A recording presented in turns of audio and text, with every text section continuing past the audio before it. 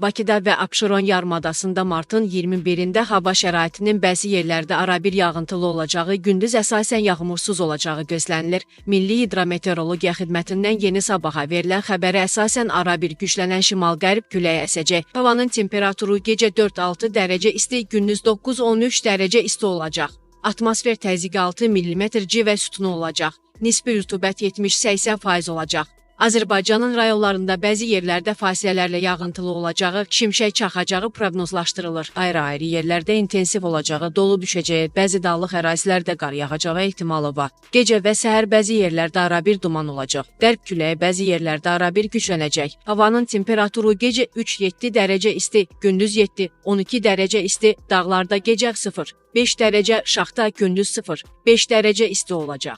Azərbaycana yaz fəsli qədəm qoydu. Bakı Dövlət Universitetinin Fizika Fakültəsinin Astrofizika kafedrasından yeni sabaha qeyd edilib ki, yaz fəsli Azərbaycana martın 20-si saat 13:01-də daxil olub. Bu zaman gecə ilə gündüz bərabərləşir. Günəş ekliptika Günəşin illik zahiri hərəkət yolu üzrə hərəkət edərək ekvatoru kəsməklə cənub yarımkürəsindən şimal yarımkürəsinə keçir. Beləliklə, həmin andan şimal yarımkürəsində astronomik yaz, cənub yarımkürəsində isə payız fəsli başlayır. Yaz fəslinin uzunluğu 92 gün 17 saat 40 dəqiqə 46 saniyə olacaq. Təbiətin əbədi qanunları və kainatın dəyişməz nizamı ilə əlaqədar olan Novruz bayramı gecə ilə gündüzün bərabərləşdiyini xəbər verən ilk bahar günüdür.